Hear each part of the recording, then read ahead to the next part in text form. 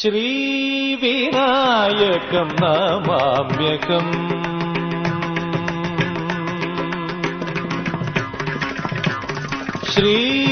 श्रीविनायकं नमाम्यहम् श्रीविनायकं नमाम्यहम्